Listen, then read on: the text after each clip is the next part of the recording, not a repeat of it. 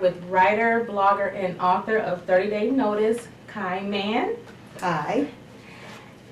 So we're going to just get started. So why don't you just tell us a little bit about yourself first? Of course, I'm Kai Mann. I am the author of 30 Day Notice. I not only write, this is my first novel, but I also write poetry.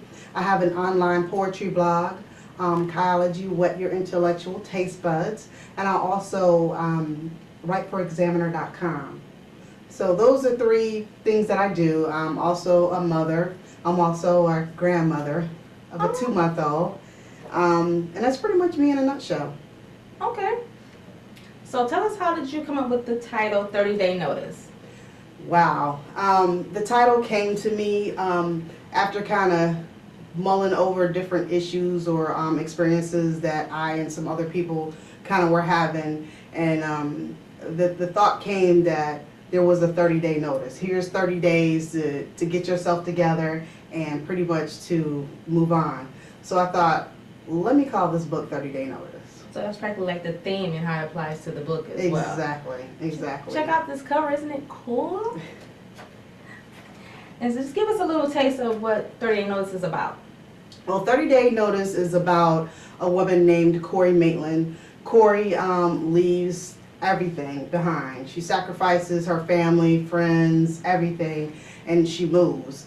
And she actually is moving so that she can find herself. But what happens is she ends up kind of getting distracted and falls in love. When she falls in love, she thinks that's like the one and true love, but it's really not. And it just kind of turns out to be a distraction, just like all of her relationships have been. So it kind of starts where she leaves and she goes through all this different trials and turmoil based upon her lover leaving her. She kind of starts looking back through the 5 years of their relationship and kind of like see different notices that she should have picked up on and kind of didn't. Like those signs. Exactly. So pretty much in a nutshell, she just goes through so much turmoil just based upon that. It kind of like starts a journey of just terribleness. But eventually, I think she kind of gets on the right path somewhere. Okay. So about how many characters are there? I know you said about Corey, so about how many characters would you say has like a role in the book? There are about 3 to 5 different people. There's like people that kind of like pop in, right, but don't stay. But there are like 3 to 5 people that are extra characters in the book. And who would you say was your favorite to develop? Actually Corey, because the simple fact that she's going through so much and it was kind of like hard to keep up with. Like you had to make sure that what she was going through at that point in time, that you stayed on track with that. So you didn't kind of like weave everything in together. But I think like the plot of it was a little bit kind of tricky for me. Gotcha. And so what would you say that you got the inspiration from this book? Just experiences that I've had and experiences that other people that, they've had also. I think that a lot of people will be able to relate to it because there's different things that happen in there. And although, a person may not be able to say, oh, I relate to all of those things, but I'm quite sure there's something in there that they'll be able to relate to. Okay. And so do you know if there are any lessons that the readers can get from this book, or is it just purely for entertainment? Actually, there's a message behind the book.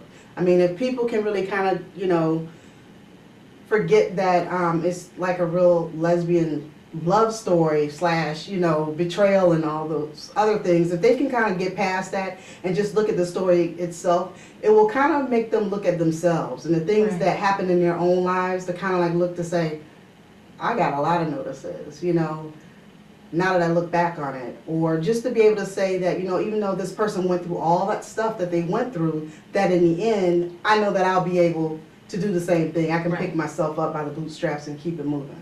Right. Yeah, I definitely got a lot of messages from this book. So would you say any of this is autobiographical, or is it fiction? It's fiction. I would be lying if I said that, everything in this book happened to me, because it didn't. It didn't. Right. But of course, there's some things in there I could say, I could remember something like that happened to me. Right. But the book is fiction. It's not autobiographical. I'm going to have to cut that out. And so tell us, do you have any other projects waiting in the wings, or do you have anything that's in development now, or we're gonna have a sequel to this? Or Yes, what's there going on with will Kai be Mann? a sequel to that. I planned for 2 other books to come behind this book. One of the books that'll come will be kind of like, will precede this book. So it'll go back into like Corey's life before this happened. And then you'll see another book that'll happen that kind of picks up where all the things in this book that you thought that actually happened, you'll get to see that it's not all that. That's not the truth. Like certain things didn't happen that way. So it's gonna be tricky, but Oh, I can't I've got wait. some great plans for this whole eviction chronicle. That sounds interesting. So tell everybody where they can find out more about you.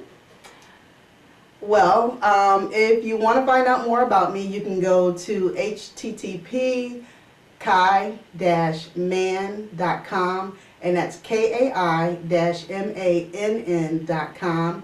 You can also check me out. My blog poetry is Kaiology, Wet Your Intellectual Taste Buds, and that's Kaiology, KaiologyKaimantellectual blogspot.com. It's a lot, but if you just type in Google Kaiology, it'll come up. Okay. Well, I thank you for interviewing with me. Everybody, this is Kai Mann, and I urge everyone to go out and get 30-day notice.